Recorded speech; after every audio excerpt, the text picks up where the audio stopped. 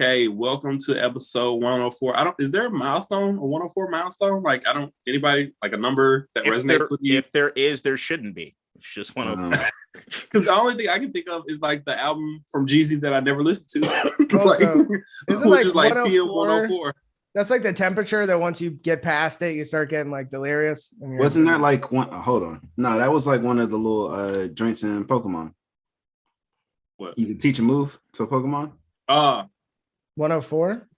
Yeah, 104. 104 is the atomic number for Rutherfordium. It's the number of degrees in Fahrenheit corresponding to 40 degrees Celsius. It's the number of Corinthian columns in the temple of the Olympian Zeus, the largest temple ever built in Greece.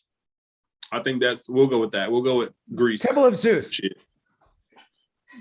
Aegean Sea. Oh, also the number of keys on a standard Windows keyboard. 104. I didn't know that. That's cool. Good trivia for the day, guys. Look, they got Wikipedia pages for each number. I'll be ready next week. Ooh, 105 is a barn burner. So we want to start today off by talking about the NBA trade deadline, and obviously, Game 104 is Silver Win in Pokemon. I found it. I had to say it. I looked. It's the land of the inevitable. So talking about the trash ass Mavericks. Huh? I'm sorry. Thank you. Man, our record's better than y'all's. We make it the playoffs. Y'all have Lucas. Shut the fuck up, guys. We have better to than talk anything about you got. the biggest trade of the NBA trade deadline, which was obviously Kristaps Porzingis going to. Okay, so let's talk about James Harden getting traded to Philly. We're actually doing it. Mm-hmm. We'll get to it. We'll get to it, but not first. I'm gonna win 5 more games this year. He's so cranky. He gets so defensive. I do. Like, fam, it's fucking 10 in the morning, bro. Your dumbass Raiders hat. No, I'm sorry. It's Kristaps Porzingis, the newest addition. Kristaps Porzingis dick, baby. All right, let's start with the Harden trade, though. Seriously, that's the most important. Yeah, let's start with the Harden trade. And so I want to go to Ryan first because I've kind of heard you two's thoughts on 50 now. Please check that out on YouTube. And so Ryan, what do you think about the Harden trade? And I'll say what it was real quick. The full trade is the 76ers get James Harden and Paul Millsap.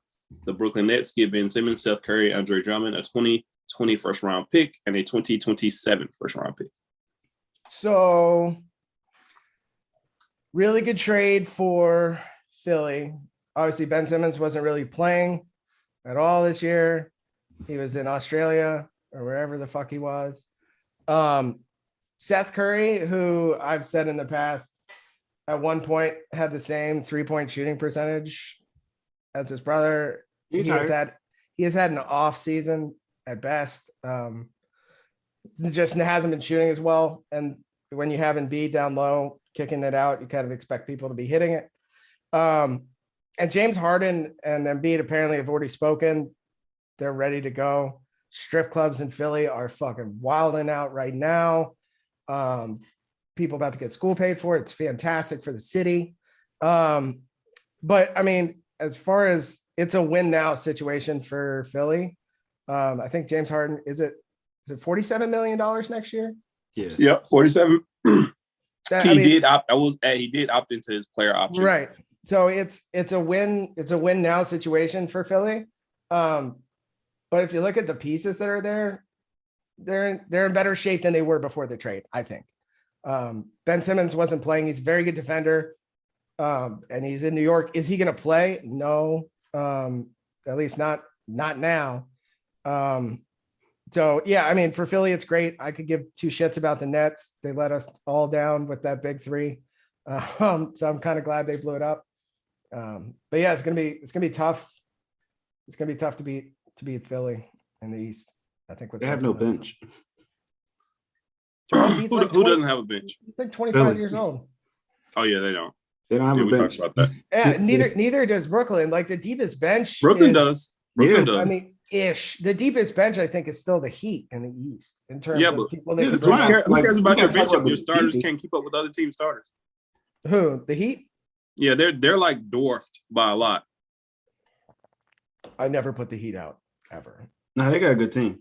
Yeah, they got a good team. It's okay to have a good team, not a great team. I'm just saying Joel Embiid can play 40 minutes. Yeah, that's what in the playoffs. Once Consistently? that rotation shrinks to 7 or 8 men, it's like, hey, Miami, you got Jimmy Butler and you got Bam. Those are really good players. None of them are in the top 10. Yeah. Hey, everybody else, we have top 10 players and maybe maybe 2 top 12 or top 15 players. The Heat, you have 2 top 30 players. Hey, great, good job. You built out a great team, but you should just be happy to be here. Yeah, second round. See ya. Yes. But I'm saying is Joel Embiid. They're number 1 in the East right now, though. That's great. Hey, great. So KD's been hurt. Who's the AC? KD's been hurt. Milwaukee's been dealing with injuries, and Philly obviously hasn't had their second best player. So hey, great. This is your accomplishment. The Heat have not been healthy at all this whole year. They have COVID. No, they've had better health than others, though. No, but the thing is, in Miami, that's why they pushed the game till 9:00 that one week. Is COVID goes to sleep at like 8:45, so they should be healthy for the rest of the season, I think. No, but what I was saying is, if Joel Embiid is young enough that he can play 40 minutes, no problem. His only problem is injuries. Like he's not going to get injured because of the minutes, but he might get injured during those minutes. You know what I'm saying? Wait, what? I don't think he's not going to get injured because of length of time playing, but the more time he's on the court, the more chance it is that somebody knee to knee or it comes down weird. It's not going to be from running back and forth, I don't think. What comes first, Ryan, the chicken or the egg? What the fuck are you talking about? Chicken. I'm saying he can play 40 minutes just fine. He's not going to get it. He's not going to get it. He can't do it consistently because he's had injury issues. And Ryan is his body's going to break down. Come from the 40 minutes. That's what Ryan is saying. Exactly. It doesn't come from the He's time just played. more likely to get injured within that span. Exactly. All right. That's what I explained it to you guys. Ryan out here with that Booger McFarlane logic, baby. Love it. Fucking shit. Look, the East, between the first seed and the 7th seed is a 4-game span. The East is wide open. And look, this trade, as I said on the 15 and out, is one of the best trades I've seen in a very long time where both teams got better. And at the end of the day, these are two teams that also don't give two shits about the regular season. This is built for playoff time. And I'm sorry, with James Harden being on the court with Joel, especially in the Doc Rivers offense that you don't really got to move much, it's perfect. It is going to allow Harden to have a lot of time with that ball compared to having Joel do everything in that offense. Sorry. But it's so I see it kind of helping Joel in that way as far as what James is going to be able to do, throwing that ball up from all fucking areas of the court. Then if we're also looking at it, this league is still, look, there are certain teams right now. You have that battle that's happening. I remember on the podcast last year, I was saying how if Brooklyn won the championship, it was bad for the league. You remember that? You remember that? Mm-hmm. What I was saying? Yeah. About the team up of the superstars compared to the homegrown. So that's why I was like rooting for Milwaukee. You see like Phoenix, even though the Chris Paul thing, you kind of took them over the top, but those homegrown teams, right? Mm-hmm. Right now, still at the end of the day, even if you're a homegrown team, it's still, if you're healthy, a league of stars. And in my opinion, if James Harden plays at any modicum of the way he played at the beginning of this season, along with Joel, they can beat anybody. The same thing with Brooklyn right now, as far as what it is they're going to get from Ben. There is no better situation in the league, period, that Ben Simmons could have went to than Brooklyn, because they're going to ask him to basically do the Draymond thing and get paid like he's one of the best goddamn athletes in the NBA. Like, there's no expectation of him to have to score in that offense. There's none. He gets to do his thing. He doesn't have to expand his game. They're gonna ask him to do exactly what he was doing in Philadelphia that he was comfortable with. The only thing I would say outside of that is if I'm afraid to shoot foul shot free throws is something that's going to continue on. But I think if he's able to cook the way that he has in the past, Brooklyn is demonstrably better. And I can't wait. I'm hoping that both these teams get to meet up with each other later on in the playoffs, because it's just going to be good. It's just going to be good. But is Ben going to play this year? So I was going to talk about that too. But first, like, Ben is to K-Dot's point. Ben is essentially can play point center in their lineups with KD, Seth Curry, Kyrie Irving, and Cam Thomas. Like now you got 4 shooters, and it's like, are you going to double Ben? Like if you get him, you can go pick and roll Mitch, and if he gets a mismatch because he's fucking 6'10", and then he just backs somebody down in the post and scores, or now you're afraid, so you double him, and so you double him, he's kicking out to 4 really good shooters, 4 insanely good shooters. Like, hey, you're going to double him and leave KD open. You're going to double him, leave Cam Thomas open. I mean, I guess like if that's, and then now your defense is scrambling and you're fucked. You're fucked. Your defense is scrambling. Cam either shoots or he drives and kicks to get Kyrie or Seth or KD a shot, which is not what you want. I just don't. That is not what you want. And don't wait until Joe Harris come back if he does. And yeah, Joe Harris he might not. There are reports that he might not be able to come back, but if he can, like that's insane. But to what Ryan was saying, as far as Ben coming back, he's supposed to be joining them on a road trip, but he's not back yet. Again, he's already spoken to Katie and stuff like that. But quick question. If he was, because I saw this raised on Twitter, if he was like using the mental health thing as bullshit, what are your thoughts on that? Like, what if it was completely just like, obviously, just this is a facade. I don't have mental health issues or problems. How do you guys feel about it? Impossible to really determine, but you're a fucking asshole if you are. The only thing with Ben is that, like, you take the legitimacy out of other people who are actually dealing with it. So that's like, I mean, especially, look, I mean, Giambi passed away this week, was dealing with those same issues. So it's a real thing in sports and in life. And if you stay home from school because you pretend to have the flu, everybody accepts that. But to delegitimize something that actually seriously impacts millions of people's health every day, you're a piece of shit. And if that's the case, I hope Brooklyn boos him into fucking retirement. Like the other thing is that I do understand that mental health and challenges there is all relative, right? So like what happens in my life based on my previous experiences and the way that I react to them might be different than anybody else's.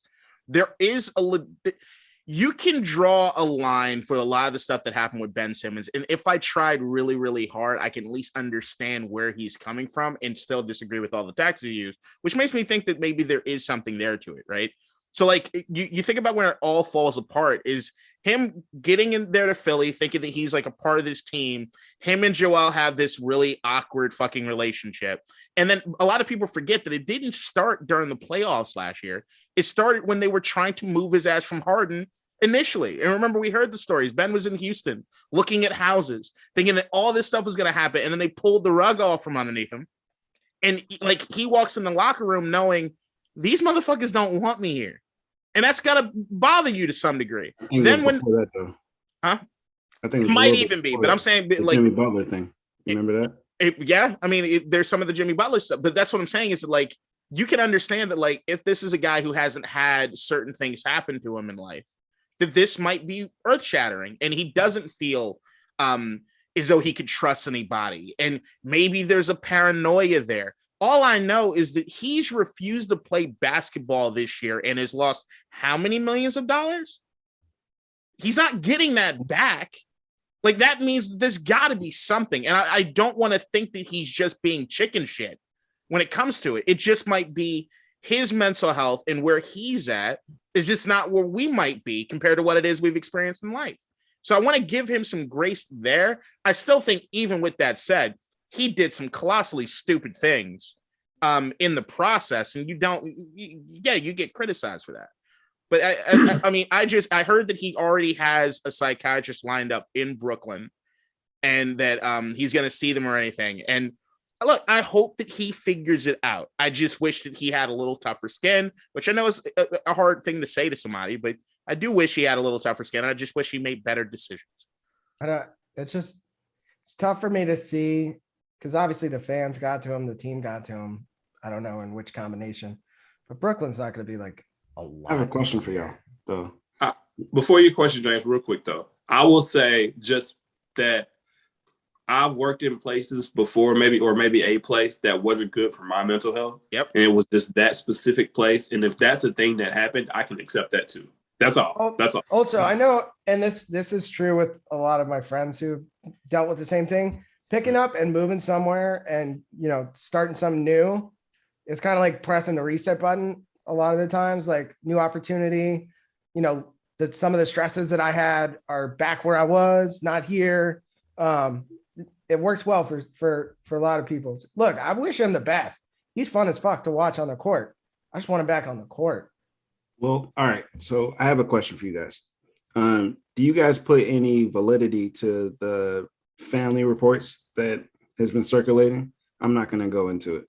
I don't know them. You don't know them? Okay. It's some serious shit. It's actually very serious. And yeah, like when I heard that, I was like, can you provide any more detail to provide us context with us saying right here that this is all we're dealing with, rumor, internet mill, but we just want to keep it 100 as far as what it is. It's in regards to like sibling stuff where like you got one close to you, one's not as close, and then they got issues like that are very serious to where like your mind will be fucked because you don't know what the fuck to do. Like it's like one of those situations. I'll text it to you, and then you can tell me because I don't want to say. Yeah, this is a question, and we don't know what's going on. So I want to be able to answer your question. I just don't have any proper context of what's going on. The only thing I would say, and it's the Keem, you said something as far as I know I'm very familiar with like the workplace environment being not conducive to men. It's when I worked for the fucking the Lizard company. Those jackasses got me to a point. I remember at one point in Fredericksburg, Virginia, all doctors used to say, you what's the fucking term? FMLA. Are you familiar with FMLA? Federal. Yeah. They used to call the FMLA paperwork down there the name of the company that I went to, the blank papers.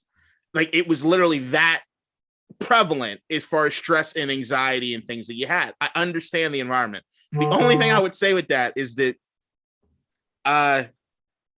is Brooklyn really the best place for it?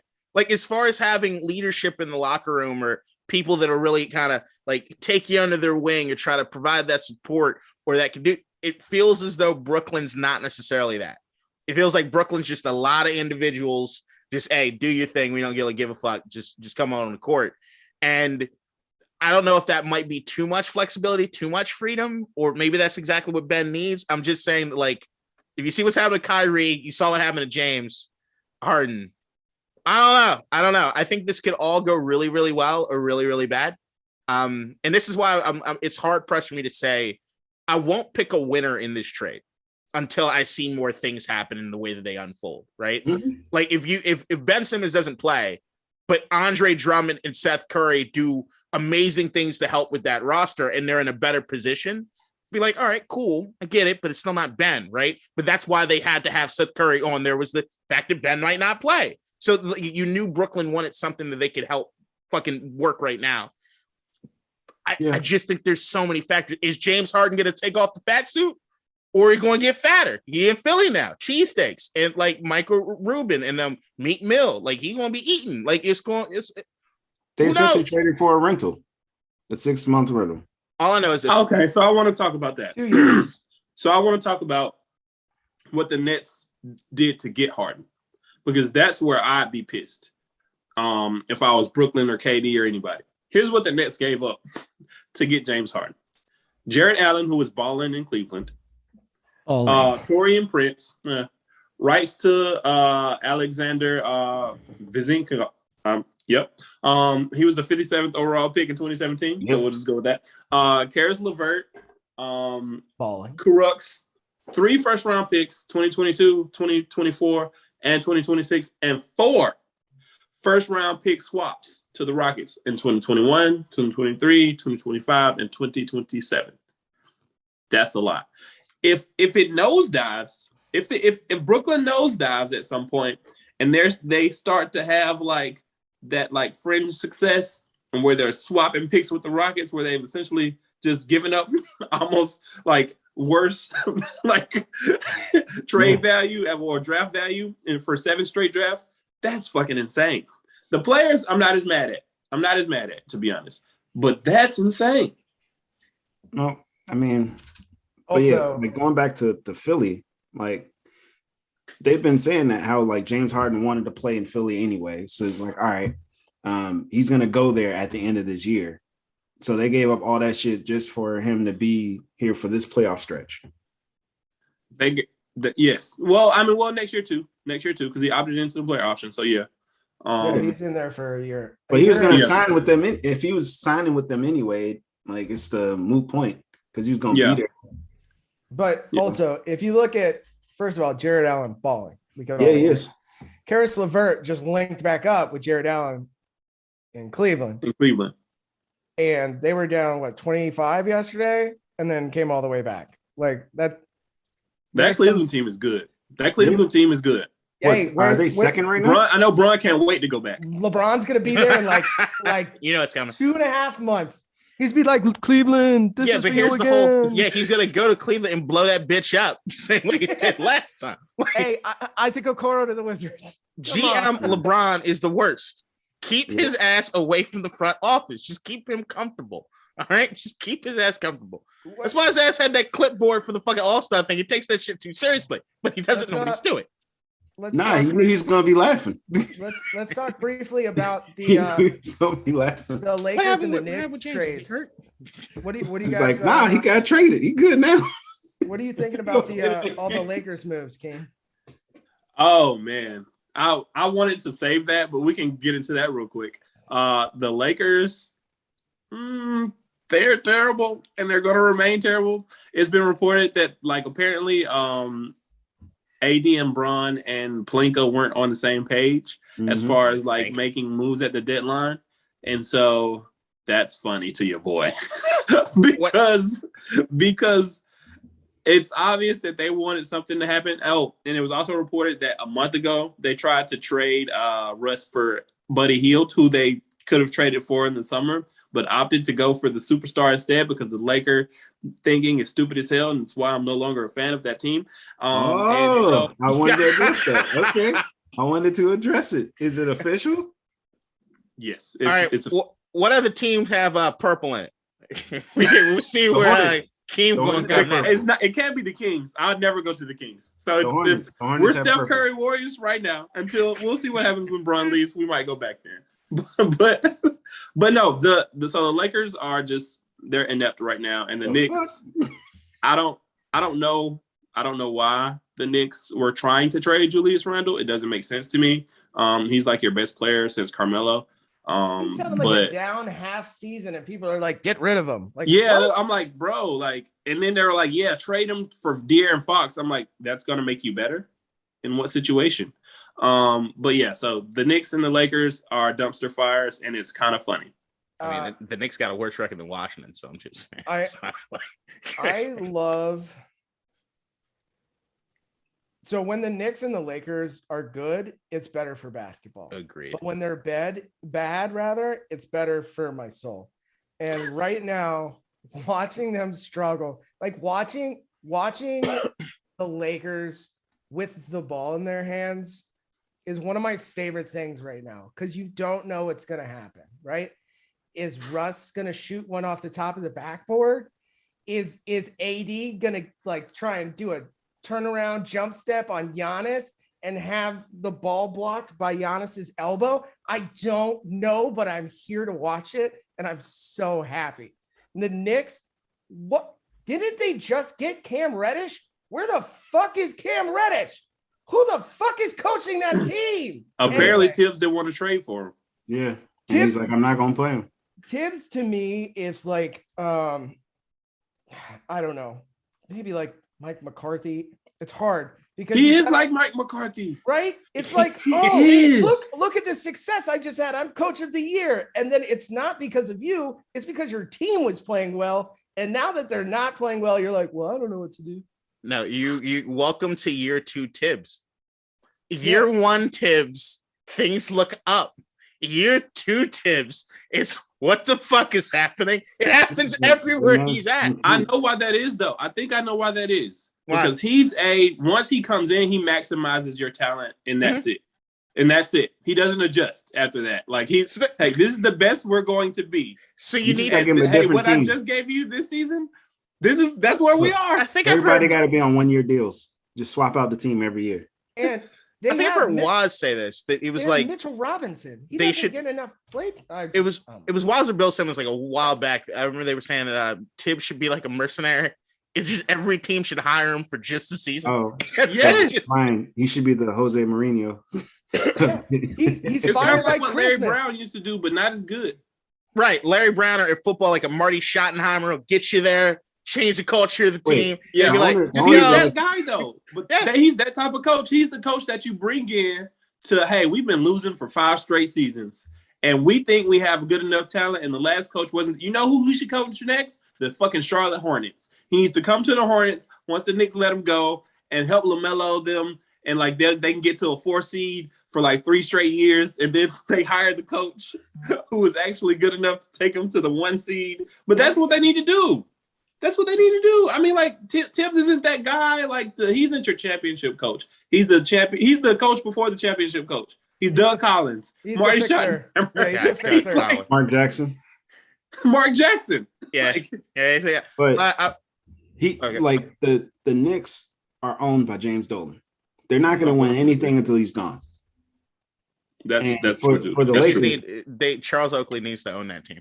Whatever needs to happen to make that the case. I just want to see that. James Dolan is only in his 60s, so no, there's no chance he's going anywhere. But I just wanted that point that you made as far as Lakers fans and Knicks fans and what the league is better at. Look, when the Knicks are good, or at least on that cusp, is some of the best time in basketball. All right, like Linsanity era, or when they're like in the playoffs last year. I love because the Knicks fans keep their same energy regardless. When the Lakers suck, all the fans just jump ship for a year or two. And go away. And don't say go nothing. away. That's the thing with Lakers fans. And I'm just like, that's not true, James. I was there when we were fucking bad with the Kobe years, and when we had I asked you a question a couple days ago. Hold on. Anybody that wants to see what Keem actually thinks about the Lakers, just rewind this tape.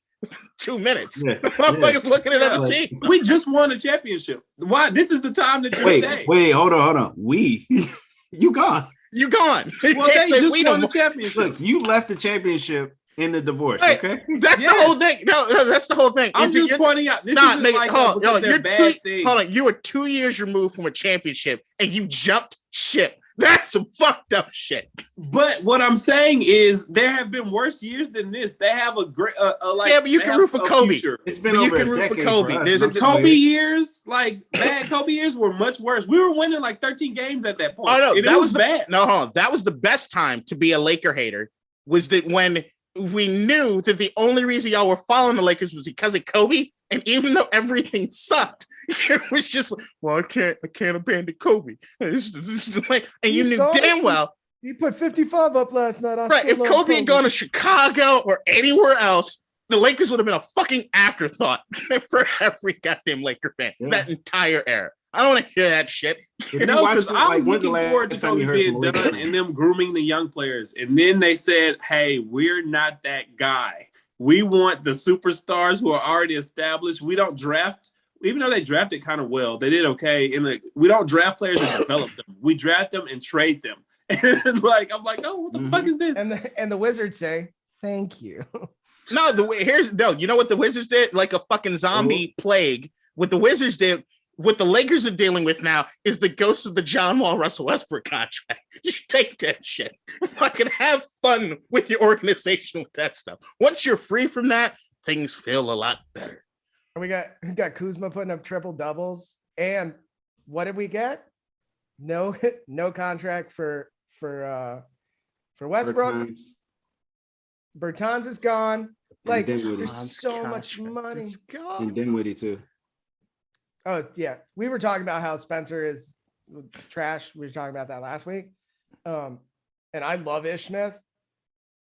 Yeah, are we talking about this now? Are we doing that? I don't know how we got into it, but yes.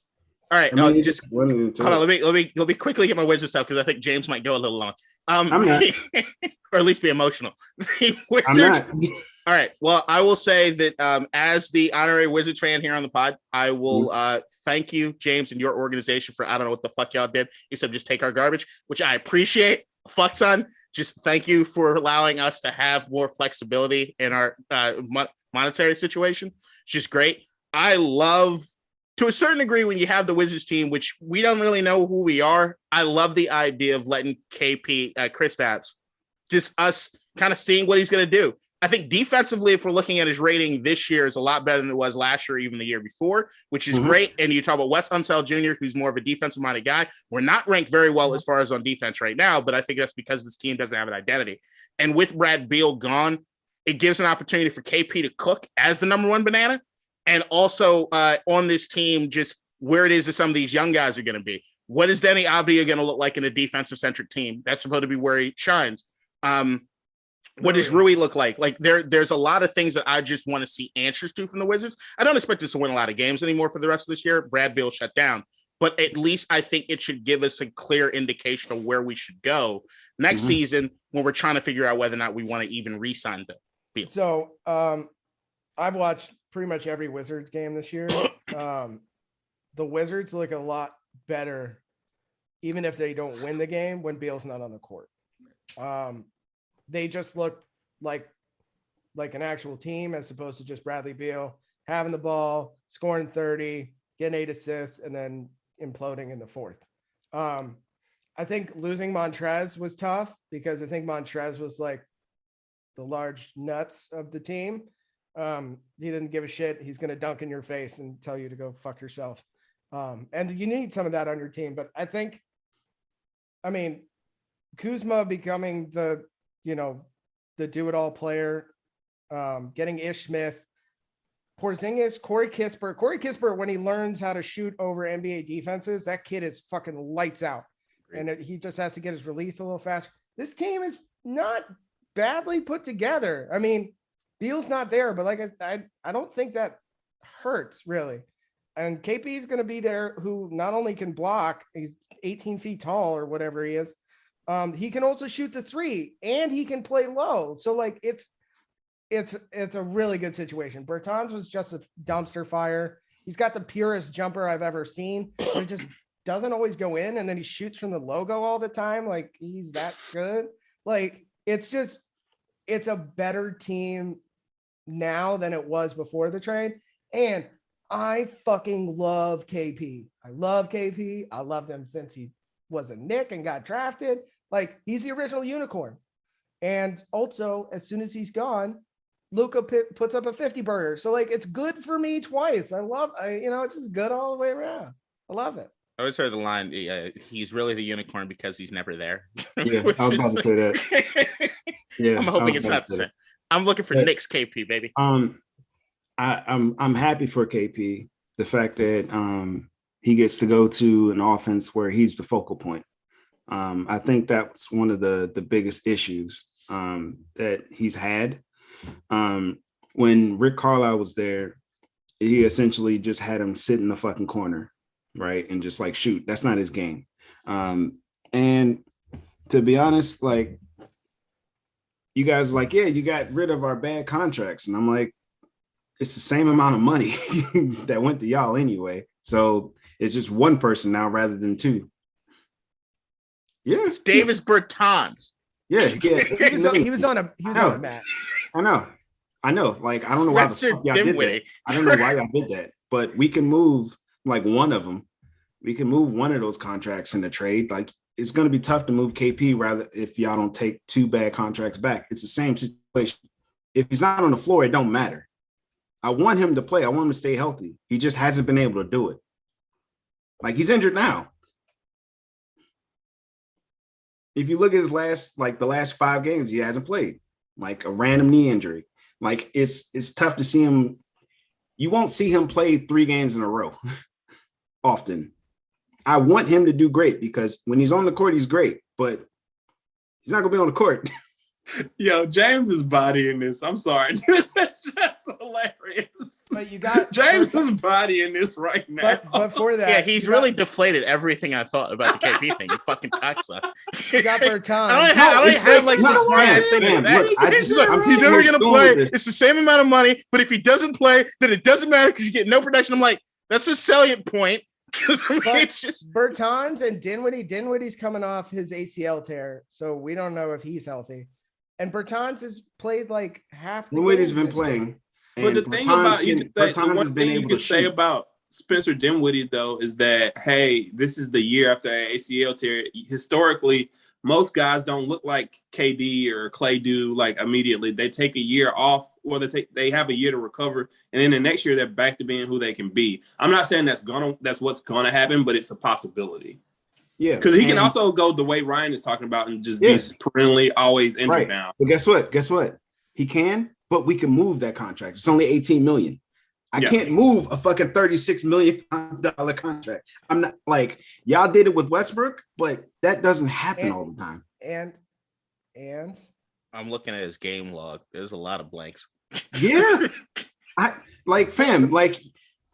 I watched the fucking Mavericks, and I told you we're better when he's not on the floor, just like how y'all say with Beal. But now you got both of them, so good luck. Yeah, but these stat lines are pretty good when he is playing. That's what I said. But I'm saying these stat lines these stat lines when he is playing is better than anything we could ever even dream of with Bertans and fucking Dinwiddie. So, but that's not what we need them for. We don't need them to be like the number one. That's fair. From a Mavericks perspective, I got it. Cool. That makes sense. They have Luka. Like I'm hoping that he's good for y'all, like for real, because he's a nice dude. Like he's not an asshole.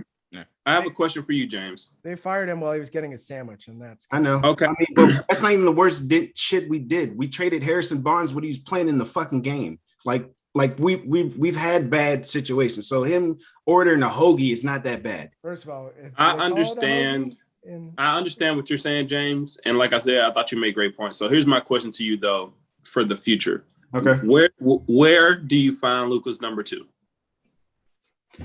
Well, number one, it could be on the team. Possibly. He's not. I know. Like it's probably not, but maybe. If Spencer Dinwiddie gets to back to where he was with the Nets, cool. Like, but that's not a good number 2. We'll see. But I mean, what position would a good number 2 be? For him, probably like a center, a point center. You know, a center because Luka's essentially a point guard or like a power. I wanted Sabonis or a small forward.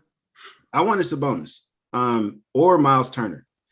I wanted Miles Turner for you. I wanted him either to go to 3 teams because of like the guards that he could have played with.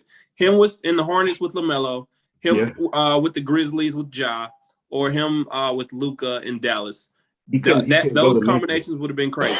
He couldn't go to Memphis. Like, well, I mean, you have to trade like. Well, they have a good center already. They wouldn't do it. He's up and down. I'm not high on Jaren. All right, Jaren's a power forward. He does center too. He kind of floats both. He kind of floats. All right, fair enough. Yeah, but I mean, I'm cool with it just for the fact that we have flexibility now. Like the Wizards fans, like we got rid of these bad contracts. I was like, but you took one massive ass contract back, so he has to be there now, unless you do another fucking Westbrook for Wall trade. Like, it's cool. We've done it. What? Yeah, you have. And if you want to keep doing that, that's cool. We don't want to do that. Here's the thing. I think that we have the opportunity. We have the ability and opportunity to actually see if KP can cook on his own. Yeah. In an environment which he was not conducive or able to do in Dallas, because you're not going to build anything. I like the trade. So that to me is the promise of that alone. Period. Not to mention the Bertans contract. To my opinion, is the worst contract in the NBA. I've said it numerous times. Because the production you're getting for what you're paying for that, I don't want it. Like it might. We just talked about Russ. Yeah, it's still. But here's the thing with Russ. Regardless of how shitty Russ is, he sells tickets and jerseys. You at least get some return on that fucking investment. How many Bertans fucking jerseys you seeing rocking around the goddamn place? None. You know why? You're not getting anything. All right. You're not getting anything for that. I'm already ordering a KP jersey. I'm telling you that. Russ sells fucking seats. Even if Russ sucks and he's coming to town, here's the thing. Russ is even entertainment from a standpoint of like, I want to see how bad he fucks this one up. He's always entertaining. Bertans is a fucking afterthought. He's just a bunch of goddamn money. Fair. And his name is Bertans' contract is only $16 million. Here's the trade that you guys should have made. Fucking trash. He's a good shooter. James, he was a good shooter. Would you have felt better had you guys did a similar trade that the Pacers did and gotten Healed and Halliburton? I feel like that would have been a good trade for you guys. Well, that would only work if we move Brunson. And I like Brunson on the team. But if we can get Halliburton, cool. But we would have to make other trades to make that happen. And like Nico said, this is his first time around. So you live and you learn. Yeah. Okay. So let's talk about that trade then. Hey, one more thing. Davis Bertans. I'm looking at his stats and seeing how many games he plays compared to the games like started and all that shit. Yeah. For that contract, you have a guy who the last 3 years has started 11 games and beyond that averages like 40 something games a year for that much money. No. Is that a coaching decision or injuries? It's because he sucks. Okay. And so do the Wizards. So we'll see what he does in a different uniform. Okay. So the Kings got Sabonis from the Pacers, but to do that, they gave up Tyrese Halliburton, Buddy Hield, and the NBA's greatest impregnator, Tristan Thompson. And the Kings got Sabonis, Justin Holiday, Jeremy Lamb, and a 2023 second-round pick. Guys, how do we feel about this? Personally, I just feel like the Kings are stupid. It makes literal no sense. You got Halliburton, a second-year guy. Why would you trade him for like Sabonis, who's like at best like the third best player on the championship team? When you got Fox, who's like solid, good, and they moved Bagley too. They moved Marvin Bagley too. Was that to but that was a separate trade. That was a separate trade. Okay. Yeah. But go ahead, Ryan. You gave up Tyrese Halliburton. I don't know. You would have to. I mean, he's the point guard of the future now for the Pacers. I don't know what they're doing. Like the Fox they didn't get it. They didn't. You threw. Usually, if you're throwing away the future, right, you're doing it for a right now thing, right? Mm-hmm. This is the piece we have to move to build a championship team. But we're talking about the Kings. This trade was just. It's one of the dumbest things I've ever seen. It doesn't make any sense to me. Not on paper, not on what I've seen on the court.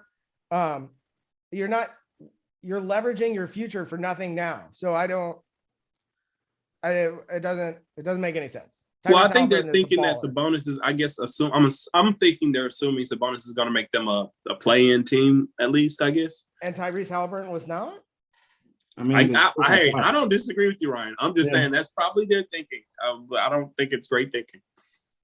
I think they blew out King's new team, right? The first game that Sabonis played. Yeah, they were undefeated through one game with Sabonis. Okay. Hold on. No, they did. They beat the Charlotte Warriors, and Sabonis had a good game. And then, Kings. It wasn't. I thought it was another team. No, it was. We beat them on Thursday, February 3rd. Yeah. No, it wasn't us. What team? We've lost. Our last two losses have been to the Knicks and the Jazz. Ooh. All right. They beat a team. Oh no, they beat the Timberwolves. Oh, it was the Timberwolves. My bad. I was wrong. My fault. But yeah, they had the Kings media team put a video of Sabonis going into the locker room right after the win, and everybody's like, yeah. And he's slapping hands with the teammates, and they're all just sitting down. It looks fucking depressing. So we'll see what happens. But they have De'Aaron Fox. And they do. De'Aaron Fox he can ball. Yeah, he can. He can. Yeah, it's a bonus now. So I think Fox's bonus is actually kind of fun. It's just what they gave up to do. They traded Halliburton for that. Get it, but seeing Fox, I think they wanted to move Fox and they couldn't do it. But what? It's not like, hey, I have this chocolate bar, you have a chocolate bar, right? And we're trading chocolate bars. I have a chocolate bar and a thing of gold. and you have a chocolate bar. You're like, I really don't want your chocolate bar. That gold looks great. And you're like, okay. And you give them it's so dumb. Like, don't make any moves. Like Tyrese Halliburton's 22 years old. FOMO. Like, just wait next year. Yeah. FOMO for what? Anyway, the trade deadline is like, hey, we got to have them talking about us. I'm happy that this trade happened because now I get to watch Halliburton play somewhere else. Like, it would be interesting to see what Rick Carlisle does with him in Indiana. His game yesterday was not like great, but it wasn't terrible considering he's been there for like 3 days. You know what's interesting? We went into the trade deadline thinking that the Pacers were just going to be a fire sale. And then now look at them. Hey, they look good. We thought the Lakers. Yeah, they got Chris Duarte, Halliburton. You got Miles Turner. You kept Miles Turner, so now he can play center and do his thing. Oh, he was happy about that too. Yeah, he was. Double. So it's like there might have been some friction between him and Sabonis, just like there might have been friction between Halliburton and Fox. No, I think that was the only thing I was looking for the Pacers to do was going to break out the Sabonis Turner thing. Which direction they were going to go with it, I didn't know, but I just knew that wasn't going to continue. And the fact that you can look at it and be like, oh, as far as return, this is the best you could probably ask for as far as getting this and what it's going to pair with going forward. I don't know. I'm not a sweet tooth, but after Ryan's little example, I really want a chocolate bar. I don't know why. I'm like craving the shit out of a chocolate bar right now. Hey, if you got a gold bar, I got a chocolate bar. Fuck you. No. Sell you. All right, moving on. Yeah. All right, moving on. So another trade I wanted to discuss that happened, I think, like 2 days before deadline day was CJ McCollum getting sent away from the Portland did basically what we expected the Pacers to do, I think. And Portland just kind of sent everybody flying. But the Portland traded CJ McCollum, Larry Nance Jr., and Tony Snell to the Pelicans. The Blazers got back Josh Hart, Nikhil Alexander Walker, Tom Bronsky, and Didi Luzada. And then Na is already on the Timberwolves. Yeah, I think got moved. They moved all those, like most of those pieces already. Yeah. But they got a 2020 first round pick, 2022 first round pick. And then, which is I think what they wanted to do. And then they also got Joe Ingles, right? Yes, but he is a free agent after this year. Oh, okay. So it's like an expiring contract. It's basically, because he's out for the season. So they traded him to clear up cap space. Yeah. First of all, what's Dame doing right now? Hoping this works. Okay. Being okay. Talking himself into it. Listen. Here's my thing. Here's my thing. With Portland, I'm not fucking leaving. I thought they should have gotten rid of CJ a long time ago at the height of his powers. Like third year when he was looking really good. Like what does this potential look like? That's when you get rid of a guy like that. Because he wasn't gonna pair well, which might have kind of been the Kings thinking with Fox. He wasn't gonna pair well with Damian Lillard because they're both like 6'2", 6'3" guards. As far as a backcourt defensively, that's not enough. Like that, they're not. Neither one of them is good enough defensively. I think you guys have heard me talk about this on the podcast before. That they couldn't do it. Damon's always needed a Clay. He's always needed a Clay, and he's never had one. And so I think the Portland is trying to recorrect itself and like do the cap space thing, and like we have cap space, and like now we're gonna stack up on picks, and we're gonna find a guy. They're going to hopefully find a guy, but I don't know where the guy's coming from. But I can respect the swing attempt at trying to make sure that you can go get a guy like that. Clear cap space, get draft picks. Yeah. Same shit that the Mavs did forever, man. Before we Toronto and DeRozan. Doesn't run from the grind. They traded DeRozan for Kawhi. That's what I'm saying. It's like, they didn't, like, even though you could say Toronto probably waited a little long on this, they did pick the right time to say, hey, we have to make the move that not everybody wants to make. We know that it's not going to be the best move as far as the rest of the guys in the locker room because it's a dude that's beloved, but we got to do this thing and we got to do it right now. And I think the CJ thing is they just waited for. No, they got a lot back. But here's the thing: you can get stuff back if CJ's up for a discussion a few years ago. That's true. And that's the thing is that they kept holding on to this, where you got to look at that and be like, hey, we've reached the peak of where this is going to go. We need to make this move right now to pair something with Dame. But yeah, I mean, at the end of the day, they still have to get that. They have to land that person in free agency, right? And there's no telling if that's going to happen. It's the same shit that's been happening with the Mavs, like I keep bringing up for years. Like we clear cap space and we're like, yeah, this is a summer where we're going to get a good free agent, and it never fucking happened. The last big free agent we signed was Chandler Parsons. Here's the difference, though. Y'all are building around Luka, right? That I don't think there's. This is like even Dirk before. Right. This is Dirk days too. But now I'm saying you guys got Luka, right? And that is for right now what y'all are going to build around. I don't think there's any question. Dame, they blew it up. They're like, this obviously isn't working. We're going to rebuild around Dame. Dame is 31. Luka is 22. You got a little bit of time with Luka. Well, that's if Luka stays. You kind of got to start. Luka has to stay. That's the truth with everything, right? Yeah. But if they're going to start rebuilding around Dame, that it's like it's 5 years late. Yeah, exactly. Well, let me introduce some information. Based off contracts this year, here are the upcoming free agents because they got cap space. Let's see who they have cap space. Let's go. Okay, cool. John Wall. No. Russell Westbrook. No. Bradley Beal has a player option. No. Kyrie Irving, player option. No. Gary Harris, Zach LaVine, Goran Dragic, Rubio, Iguodala, Thad Young, Patrick Beverly. There's only one person in that list is Zach LaVine, but he's not leaving Chicago. Well, no, the best person is Beal. You go for Beal. I don't think Bill leaves. Bill's not leaving because he wants if he wants the super duper max. He would have been tried to leave during this trade deadline if he was going to leave. No, unless we're going to build around KP. Because we know Luka's going to miss KP and he's going to end up in Washington and international, baby. We got embassies and stuff here. This is that same bullshit that the Wizards fan be doing. Kevin Durant wants to play in Washington. And you've been saying that shit for fucking Wizards years. Hold on. Wizards fans are the dumbest. We are the dumbest creatures in basketball because we scared KD away because of what we were doing at the games. He looked around, he's like, y'all are cheering me and I'm playing for the opposite team. Y'all have no respect and I never want to play for you.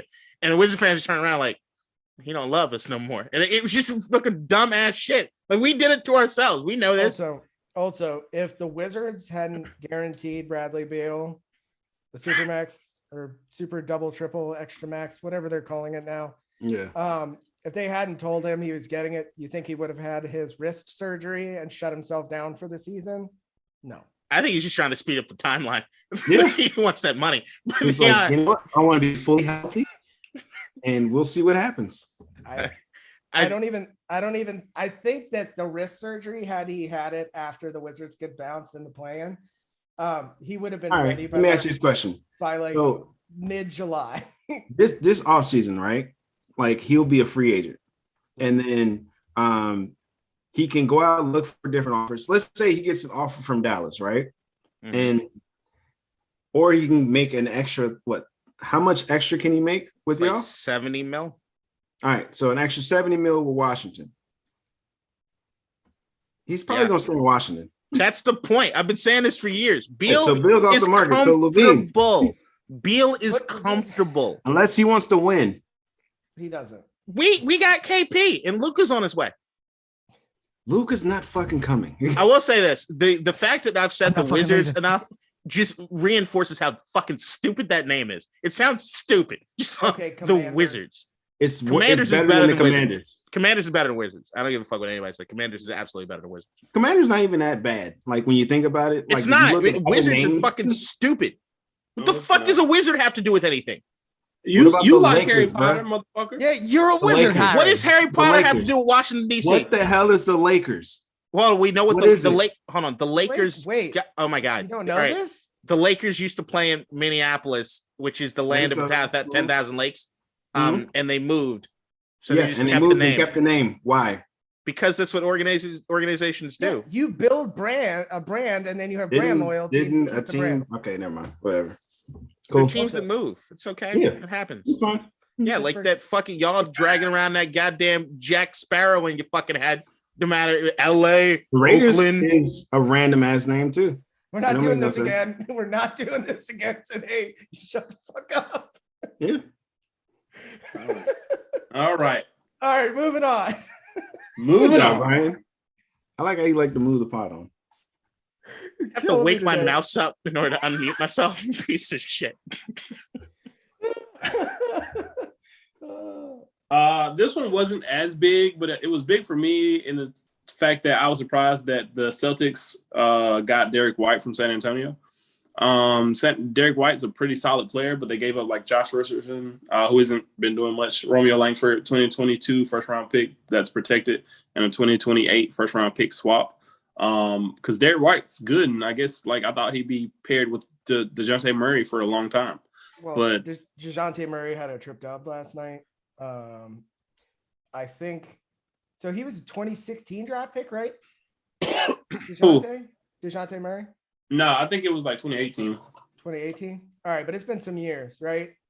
And the Spurs are notorious for building their teams from the inside. Oh, you're right. 2016. Letting them sit on the bench for a while, learn. Look, that team's going to be, I think, pretty good. Devin Vassal's really good. Like, they got a good squad. I think they're just bolstering a little bit now and getting that pick back because DeJounte Murray's the guy, right? It's not like White's like a great player and all, but I think they're saying that DeJounte is going to be that guy. So yeah, you're right. I forget how old they are because like DeJounte is 25 and Derek's 27. Yeah, so like they sit on the bench. Like, what's his name? Pukajevsky. I can never fucking say it. The guy who's 7 feet tall but can also shoot a three, but then like disappears for 3 games and doesn't do anything. Yeah, that's the guy.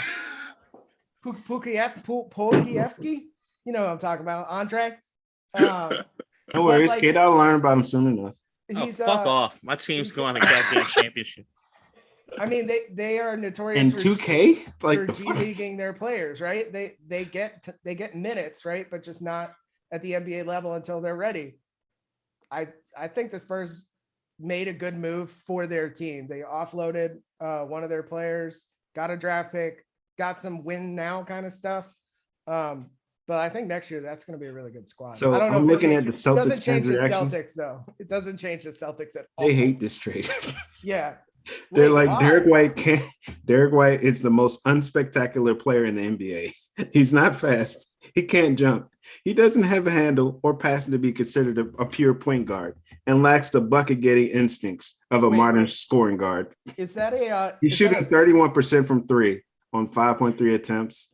And then they said Josh Richardson's a better shooter and defender than him. And they had to give up a first round pick for this. If you want to not get good NBA advice, listen to a Celtics fan. Yeah, I know, but this is funny. Worst. This shit is just funny. They are the worst. Yeah, because he historically he had never shot below like 34% from 3 till these like last couple seasons. But I mean, last season and a half. I'll say season and a half, not couple seasons. Also, the Celtics. But the Wizards, I mean, the Spurs have a lot of wing players. Yes, that's how they're successful right now. Yeah, I don't know what the Spurs are doing. I'm just glad that they're bad now, and I hope they remain bad for a long time. They're not. Well, I think Pop is going to retire soon. So they are. Give us DeJounte Murray. Shut up. Shut the fuck up. Merge the Spurs into the Mavericks. Come on. Two teams in the one. Shut up. Take away their franchise. San Antonio got some big ass women. I'm trying. All right, Charles. They be eating them churros. Hey, churros are fucking amazing. Yo, there's a group of women who I follow on Twitter, and they're called the churros, and all they do is go around and eat churros from different places. And I'm like, that's pretty awesome. I like that. Born and raised in San Antonio, and they some big ass women. Churros. All right. let's pivot. So okay, good name. That's a good name for a pod. Cheer host. No, so that's pretty much it. Outside of like the Bucks getting Serge Ibaka and the Hornets getting Montrezl Harrell, which I thought were both good moves for both teams. Serge Ibaka move, I think, other than outside of the big trade, might be the best move. Especially if they can get Dragic. Yes. Yeah. And might be able to pick up Dragic too. Yeah. Montrez is, like I said, he is he's got fucking like silver fangs when he plays. Like I want that guy on my team, right? You want that guy on your team. Until he blows up your locker room. Yeah, Montrez doesn't do that anymore. He's in his 30s. He just did it. He didn't blow up our locker room. He did not. All right.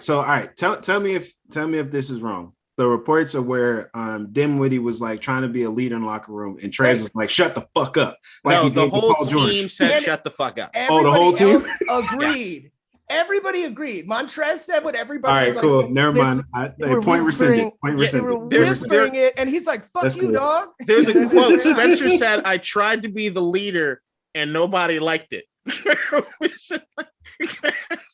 Montrez is going to tell you. Now he goes to a place where he's definitely not the leader, and everybody gonna like it. So Montrez doesn't want to be the leader. He will tell you what's real right now. I told you after the 15 out episode, me and you stayed on. Yeah. It might not be a thing that happens often, but the first time it happens, I need video of it. The first time Spencer Dinwiddie waves off Luka because he's not going to give him the ball, and Luka's reaction to that shit is going to be an all-time meme, all-time gif. Luka's going to stop at half court and go like I bet you.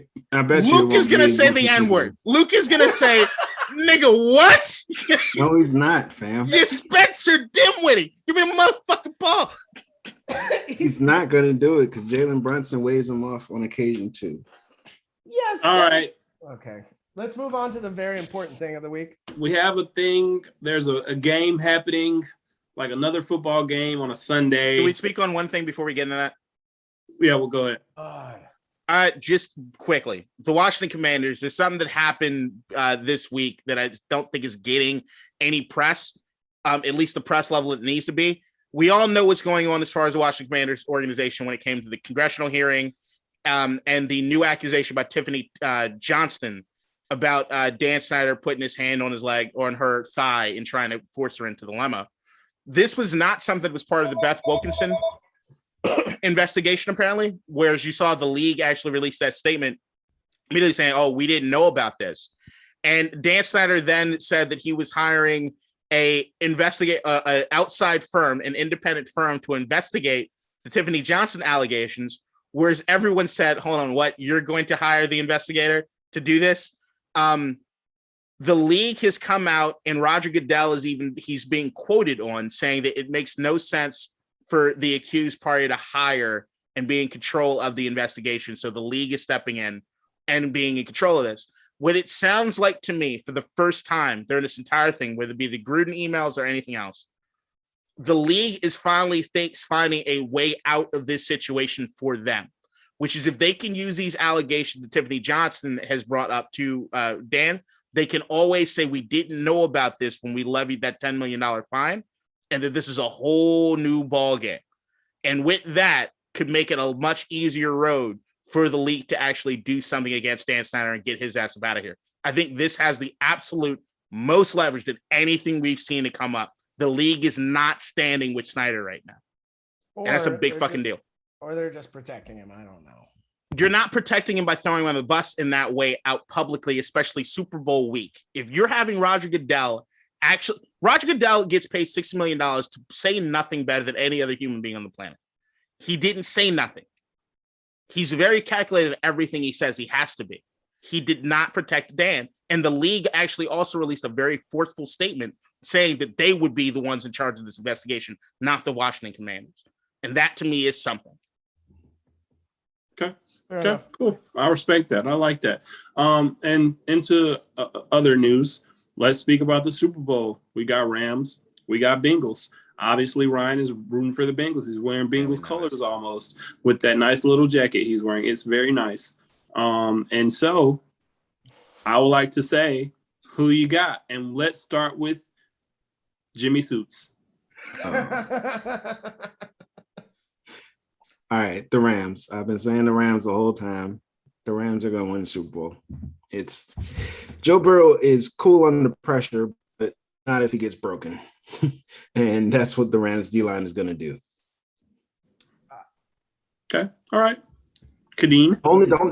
The only part outside of that is the fact that Jalen Ramsey is going to lock somebody down, but then the Bengals have two other receivers that can get the fuck open. But Joe Burrow's not going to have the time. Okay. Kadeem. I don't like the way you say my name. Kadeem. Say my name. Oh, I was going Lil Nas X with that, but that's fine. Yeah, I was gonna. You know what? Never mind. I was gonna be mean. Not gonna say that. Plus, was just that would have. We would have had. Just give your pick.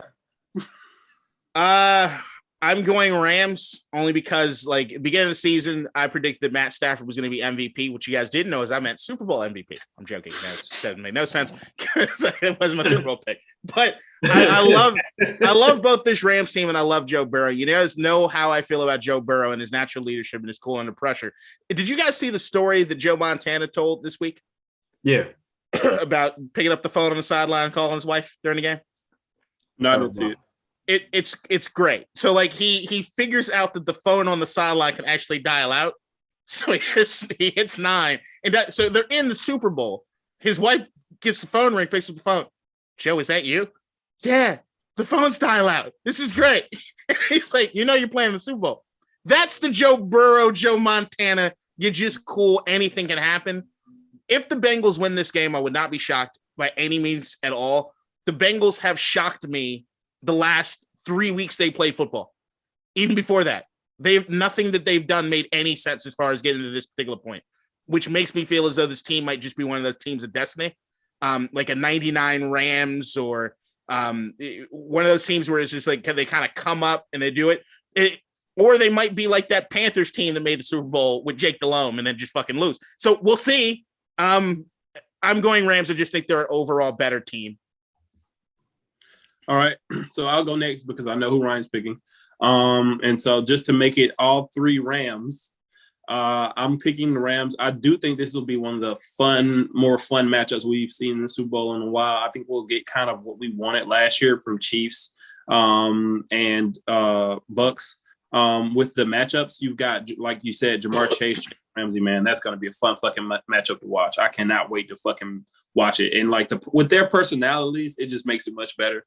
And obviously you got Joe Cool, Joe Burrow. Well, he's not Joe Cool. Joe Cool is Joe Flacco. He's an actual Super Bowl champion. Maybe Joe Burrow will be. Shiesty, baby. Joe Shiesty. Joe Shiesty. We can go with Joe Shiesty. You got Joe Shiesty and his chain wearing ass.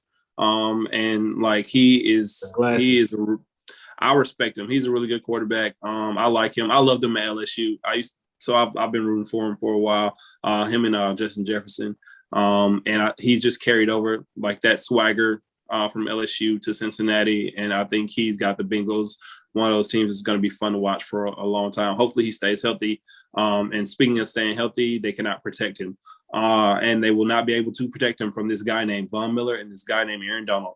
They are going to go crazy. And I think that I don't know what Zach Taylor is going to do to scheme against that. Obviously you can do maybe hopefully some quick slants, some screen passes and stuff, but you got to pray that works because the Rams do tackle well. And I just don't know if it's going to be enough, but hey, Jamar Chase can make one person miss and be gone in 2 seconds. So that could be a thing. Joe Mixon, good, solid running back. And for the Rams, obviously, I think that defense is just too much. I think they have a solid running game. I think having Cooper Kupp and Odell, I think that's going to be too much for the Bengals defense. But I think it'll kind of be a close game. I think it'll be a close game. The Bengals, I think the over, I think it's like Bengals -4.5 right now. +4, but yeah, +4, and +4, +4. Yeah. And I would take the Bengals to cover that. I think they'll lose by 3 if they lose. I can see them winning, but if they lose by 3. I can see it being a blowout. I could too, but it's just like I've said that so many times because I'm waiting on this playoffs to have like a real good blowout, and it hasn't happened. And I'm just gonna stick with the theme. It's gonna happen in the Super Bowl. The Bengals should have been blown out, but you might be right. Nah, look, here's the part. I'm sorry. Yourself. Ryan, my bad. But here's the part. So Jamar Chase is great, right? They're gonna have to run like short routes because he's not gonna have time. And if they do, and Jalen Ramsey's spots, I can see a pick six. But if they don't get home, then you can run a double move and Jamar Chase takes it to the house, but I don't see it happening. Like, this offensive line is so bad. Like, legitimately bad. If they weren't as bad as they are, I would have picked the Bengals, but they're really bad. Go ahead, Ryan. My bad. You're muted. Huh? All right, there you go.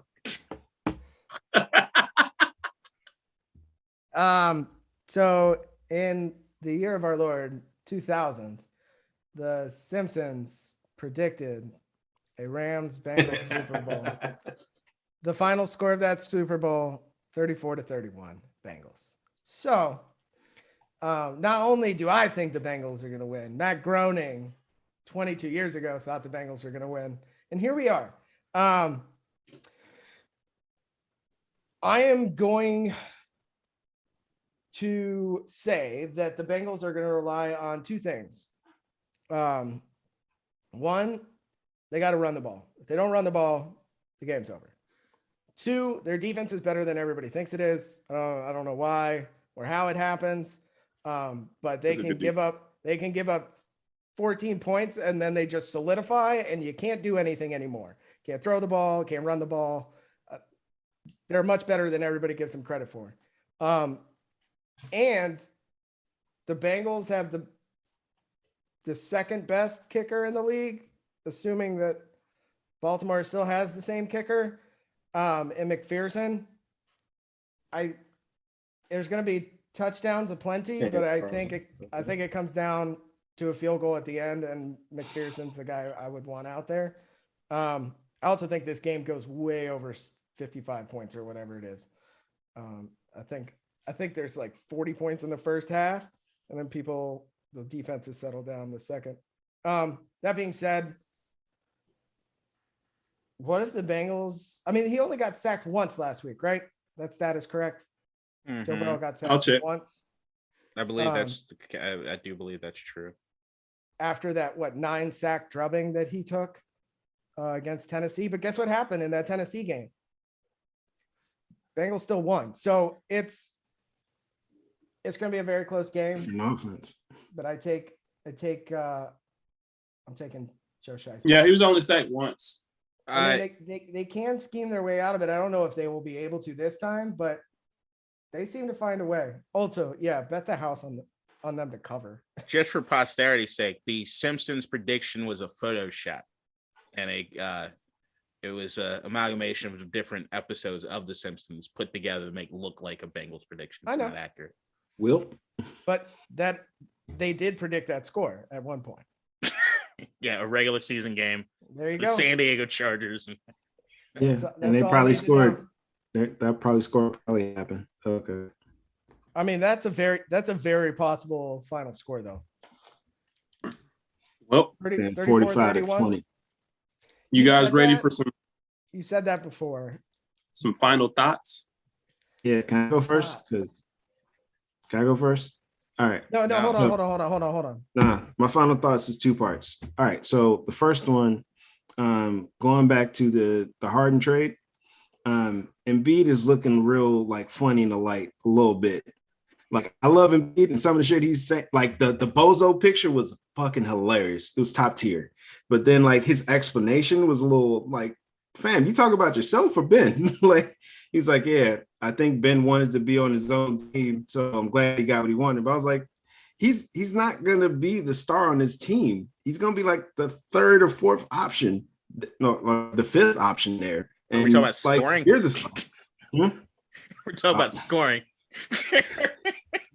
Good point. All right. So other than that, outside of that, right?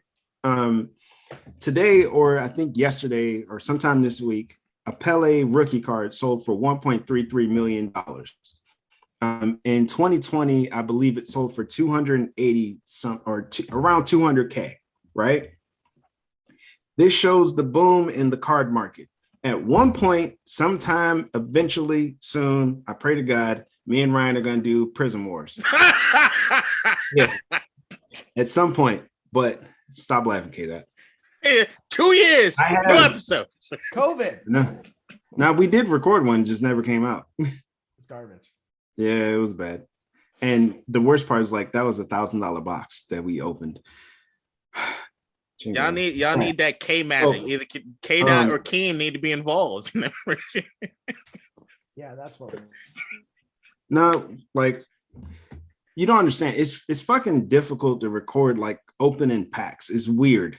Like, no, you can't do it like that because guess what? If you do it like that, you ruin the fucking card. You're right. Can I give it a shot? I'll like, hey, you know what? You know what? I have a pack for you. Get a pair of scissors. Look. All right, let me give my final thoughts. I have a pack for you to open right here. Hey, bitches, we're here. It's K-Dot Prison Wars. You know, please like, subscribe, and comment. It's just So Ryan, at some point, I still have 5 packs left. If you want to rip one of them. So yeah, let me know, and then I'll bring my other cards over, and we can like make some trades. I like this. All we right. have any Pedris? I got. Do you have any Dark Magicians? I do. I do too. I would like that and a Blue Eyes White Dragon, and those are expensive, sir. Yes, he knows. Wait, do you have any of your old Pokemon or Yu-Gi-Oh cards? No. All right. So if anybody's listening at this point, and you have your old Pokemon or Yu-Gi-Oh cards. Fucking look up how much some shits is going for. It can change your life. I wish I still had my shits because I had my shits in the protectors, protected in the little. I just sold like 2 Dragon Ball Z starter decks for over $100, like off the random. Like I bought those for like $15. People played the Dragon Ball Z thing. Yeah, I had the fucking the Ultra Instinct Goku that the artist, the voice actor, like signed. I sold it for 400 like 3 years ago. Now it's going for 5K. I'm pissed. I'm pissed at you. Yeah, I mean, I would have to get it graded, but PSA takes how long, Ryan? A year, 2 years? 2 years at this point. Yeah, so all you do is you wait for that person to die, and then you sell the shit. I mean, you can buy it now, and then it'll go up more value. So you can get a raw one. Yeah. Okay. All right. For my final thoughts, we have one of the best weekends in sports. You got the Waste Management Tour in golf, which is one of my favorites to watch. It's the only place in golf. We're on the 16th hole. You can shout as loud as you want at the person hitting the ball, which is what you kind of need in golf. These pussies, like, oh, please, everyone be quiet so I can focus on hitting this tiny ball. Fucking ridiculous. It's one of my favorite holes in golf. We have Derek Lewis, my balls is hot, against Tui Tuivasa tonight. That should be over in the first round. Someone's getting knocked out. And we have probably, I mean, in my opinion, the best current fighter in the UFC in Israel Adesanya, fighting to keep his belt tonight.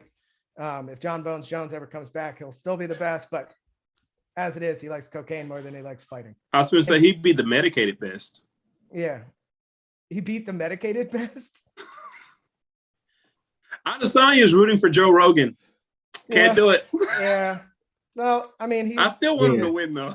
I like Adesanya. Yeah, he's. Hey, man, I think is it still 3 belts all belong to African fighters? So, that should be a full fight. I think Whitaker gets his face punched in, but Adesanya is the best. So, I mean, this whole card's ridiculous. Cannonier, Brunson. It's just going to be my man Bobby Green. It's going to be a good card. Is that happening tonight? Yeah, it starts at 6. Where are you watching? I'll be working and then watching, and then hopefully by the time the 12:30 fight starts, I'll be done. All right. Well, let me know. I will. Yeah, I'm taking a week off, which apparently in work terms means that you have to put that entire work week to prepare for the week off. You have to put that full week into your weekend before it. It's fun. I love it. All right. Well, yeah. Hey, K-Dot, what do you have to say? Nobody cares. I'll go. And K-Dot, you want to go last, or do you want to go next? Sorry. I can go last. All right. Black Adam looks good. Didn't get a lot in that 1 minute trailer, but it looks fucking good. And I'm just from a visual effects perspective. Adam Smasher looks great. The fucking suit on Dr. Fate, oh my God, they pulled it off. It doesn't look lame like I was concerned that it would. It looks fucking great. All this Dodge looks awesome as Hawkman.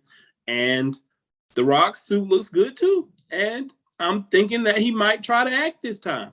And so I'm intrigued by Black Adam. I like that entire Black Adam like idea of a universe within him and Shazam. I just like those two characters the most. Two of my favorite DC characters. DC's kind of looking like they might have a big year. I think the Batman's gonna be great. I can't wait for that. I'm gonna leave my fucking baby here and go see it. I wish he could appreciate it with me though, but he can't. He's not old enough to yet. You're leaving with somebody, right? I'm living with Alicia. Duh, I'm living with his mom. Okay, cool. He's gonna tie a rope around that baby and that light post right there, and just put food in one area and the potty in the other. No, he's like, even though he can't, it's not the baby's not. Show back out of that 3.5 hour Batman movie. Like, no, Andy, come on, the potty's over there. No. But this is apparently a more noir style Batman, which I'm looking forward to. He's going to showcase his detective skills or whatever. So I'm excited to see that. Good time. It's a good time for movies right now.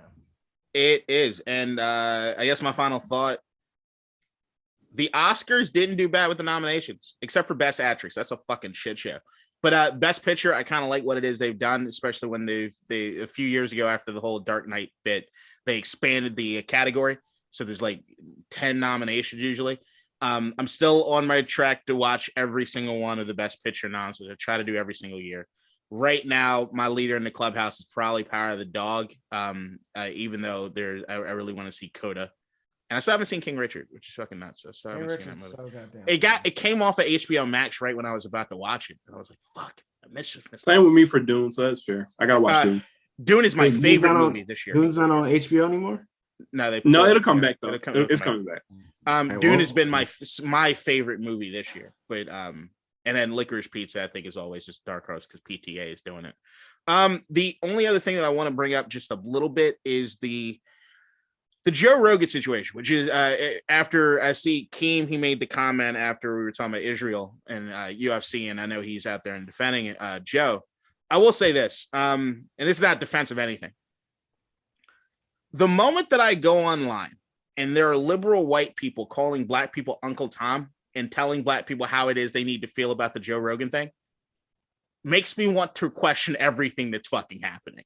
I'm sorry, but the same way that I think that liberal whites can be just as problematic, if not more problematic than a Ku Klux Klan member, because at least when you got that robe on, I know where the fuck you stand, compared to the other ones that want to vote for Barack and tell me how many rap songs they might know, and yet when affordable housing is supposed to come to the neighborhood is going to vote up against it, or they make sure that the guy, police-wise, is tough on crime.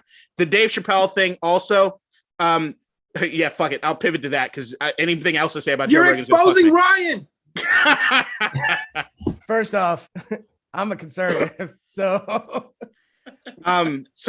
there's that. Anytime you white liberals start getting all up in arms, especially telling black people what to do, question that shit, because that shit ain't cool, and they shouldn't be doing black it. Friends. So.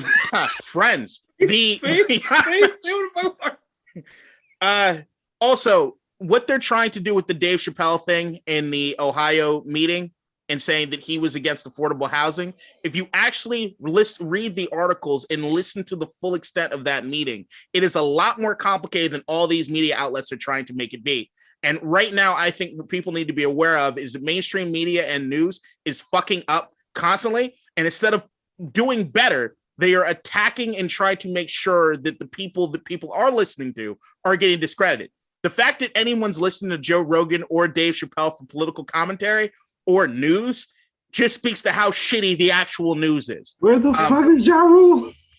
Exactly. Enough said. Where the fuck is Ja Rule? Dude, people are getting their news from comedians. And that in and of itself is comedy. I talked to all these doctors, and they told me that this is what needs to be done. The video where dude was talking about mitochondritis? I think it's how you pronounce it. Myocarditis. Whatever. The heart thing. Shit. Yes, but the video where Joe was like interviewing a guy, he was like, "Yeah, like no, like if you actually don't get the vaccine," and then it like they went to an article and it proved the guy's point, and Joe was like, "Yeah, but the source, like, where are we getting this like information from?" I was like, he did eventually apologize and said he was wrong about that particular issue, which is something that I just don't think a lot of people give him credit for. He's a fucking comedian. He's wrong. Yeah, he's right. Like, he's a fucking comedian, and he fucks up. And a lot of people don't realize he's been doing the show for 15 years now, and all he used to do was get high as fuck and just talk about shit with his friends. And say like, "Oh yeah, there's all these other words, but say the word." The word. All right, I got to do a whole. Yeah, we do. I'm ready.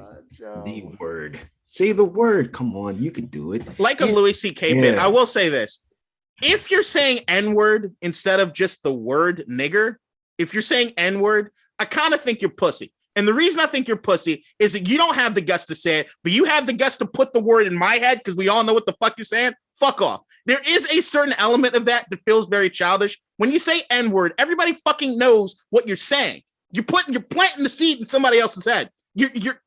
So it's like, if I'm saying the word in my head because you said N-word and I'm saying it now in here, fuck you, because you didn't have the guts to say it, but now I'm thinking about the word that you didn't have the guts to say. This is bullshit. It's like saying without saying. Right. It's some fucking horse shit. Especially if you're using it in a quote. Anytime I see a newscaster reading a quote about the fucking word, so the teacher said N-word, like he actually used the word there. Motherfucker, we know what you're saying. There's context. Now you just made me say it like 4 times, and now I have to go pray. That's very rude of you. And also, if you had cameras rolling for a long enough time for anyone listening to everything, especially when you're smoking weed, all of this would be in fucking problems. Mm-hmm. Yeah. That's why people sit on their couch and eat chips. You don't go outside. All right, we have to go because I got so many thoughts in the show. All right, y'all, I love you. So everybody's got the Rams except for me? Yeah. Yeah. It don't matter, fam. It don't matter. It doesn't matter. Raiders logo is stupid. So is the Commander.